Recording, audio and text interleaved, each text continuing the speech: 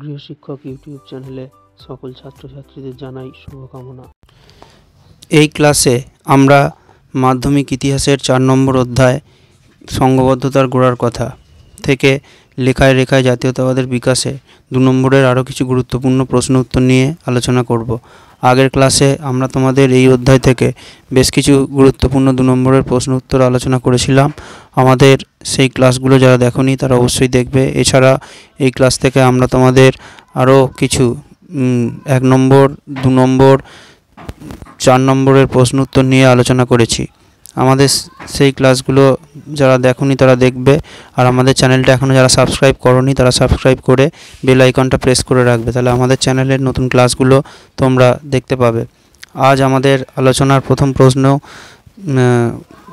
বিংশ শতকে জাতীয়তাবাদের উন্মেষে ভারতমাতা চিত্রটির কী ভূমিকা ছিল।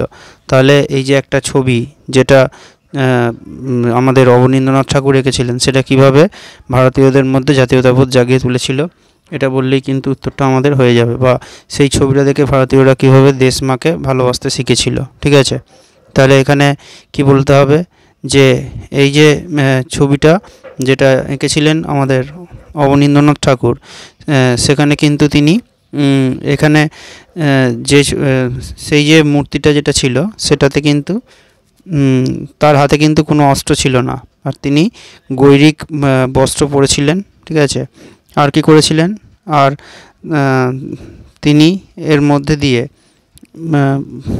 মানে ভারতীয়রা যে করেছিল তাকেই তারা দেশ মা বলে এই মূর্তিটাকেই তারা পুজো করত। আর তারা কি করেছিল, এই মূর্তিটার মধ্যে দিয়ে তিনি ভারতীয়দের মধ্যে জাতীয়তাবাদের আদর্শ তিনি জাগিয়ে তুলতে পেরেছিলেন। ঠিক আছে, আর কি, আর হচ্ছে যে পরে ভারতে যেসব আন্দোলনগুলো হয়েছিল সেখানেও কিন্তু এই ভারত মাতার ছবি নিয়েই আন্দোলনকারীরা এই আন্দোলনে যোগদান করত। ঠিক আছে, এগুলোই বলতে হবে। আর এর পরের প্রশ্ন যেটা আছে যে ব্যঙ্গচিত্র কেন আঁকা হয়, এই প্রশ্নটাও খুব ভালোভাবে তোমাদের এই অধ্যায় থেকে তৈরি করতে হবে। এটা মাধ্যমিকে 2018 এবং 2022 দুবারই এসেছিল। ঠিক আছে, তাহলে ব্যঙ্গচিত্র বলতেই যে নামটা আমাদের মনে চলে আসবে বা যেটা মনে রাখতে হবে সেটা হচ্ছে না আমাদের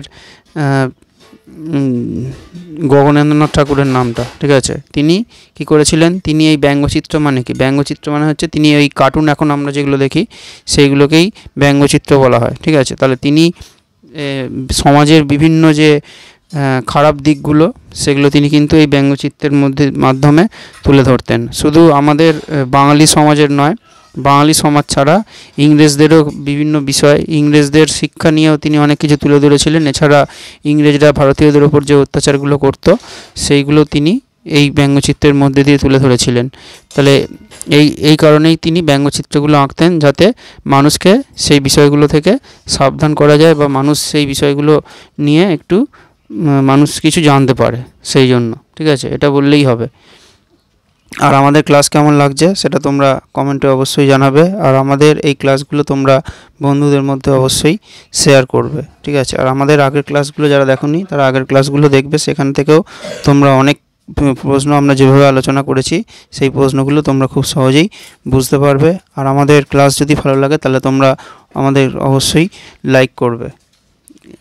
পরের প্রশ্ন, গগনেন্দ্রনাথ ঠাকুর স্মরণীয় কেন।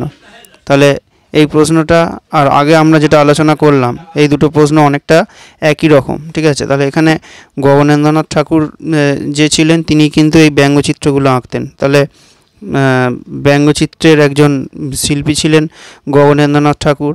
আর তিনি কি করেছিলেন, আর তিনি এছাড়া তিনি যে ছবিগুলো এঁকেছিলেন সেই ছবিগুলোর মধ্যে যেগুলো খুব বিখ্যাত, যেমন বিরূপ বজ্র, তারপরে নবহুল্লোর, অদ্ভুত লোক, এই যে ছবিগুলোর মধ্যে দিয়ে তিনি, আগের কথাটাই আবার বলতে হবে, তিনি সমাজের নানান দিক এখানে তুলে ধরেছিলেন এবং তিনি ইংরেজদের কিছু জিনিসের যেমন শিক্ষা বা আরও অন্যান্য জিনিসের কিন্তু তিনি তাদের যে অত্যাচার করতো সমাজে সেগুলো তিনি সমালোচনা করেছিলেন। ঠিক আছে, আর তিনি আরেকটা কাজ করেছিলেন, কি করেছিলেন, তিনি অবনীন্দ্রনাথ ঠাকুরের সঙ্গে যোগ দিয়ে Indian society of oriental art নামে একটা শিল্প প্রতিষ্ঠান তিনি কিন্তু তৈরি করেছিলেন।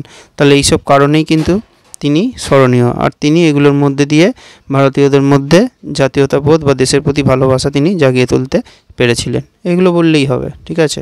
পরের ক্লাসে আমরা তোমাদের এই অধ্যায় থেকে আরও কিছু গুরুত্বপূর্ণ প্রশ্ন উত্তর নিয়ে আলোচনা করব।